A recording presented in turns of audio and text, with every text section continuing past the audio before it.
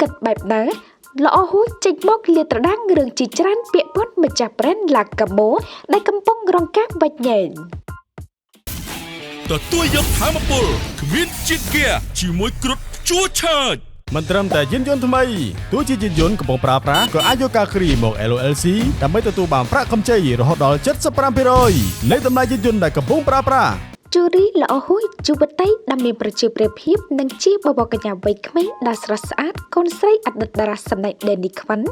កាលពីជប់មិញនេះបានបង្ហោះសម្ដីមួយនិយាយទៅកាន់លោកស្រីមេឃចន្ទលីនម្ចាស់ brand គ្រឿងសម្អាងដែលល្បីឡាកាម៉ូដែលកំពុងតែរងការវែកញែកប្រហែលថ្ងៃមុខនេះបើតាមសម្ដីដែលបានបង្ហោះនៅលើបណ្ដាញសង្គមល្អហួយបាននិយាយថា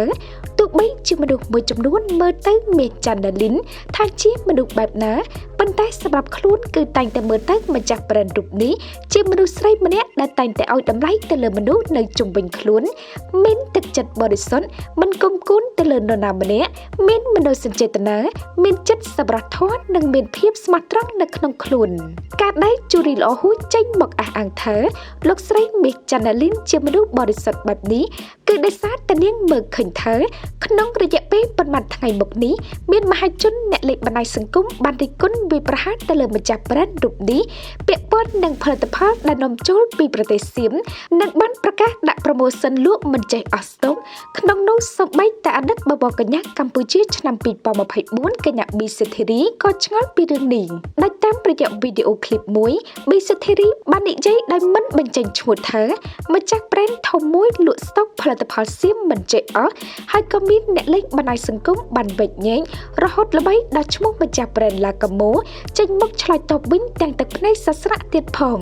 បន្ទាប់ពីបានឃើញមតិវែកញែកព្រមទាំងការវាយប្រហារទៅលើលោកស្រីមេឃចន្ទលីនដែលកំពុងមានវិបត្តិផ្លូវចិត្តបាត់បង់ស្វាមីទៅពេលជាង1ឆ្នាំនោះល្អហួតដែលជាមនុស្សម្នាក់ធ្លាប់ចិត្តស្និទ្ធនិងរួមការងារជា BA ផងក៏បានបញ្ចេញសារមួយទៅកាន់ស្ត្រីរូបនេះដែលជាការលើកទឹកចិត្តផងនិងបញ្ជាក់ទៅកាន់មហាជនផងថាម្ចាស់ brand រូបនេះមិនត្រឹមតែជាមនុស្សស្រីម្នាក់ដែលតែងតែឲ្យតម្លៃទៅមនុស្សជុំវិញខ្លួន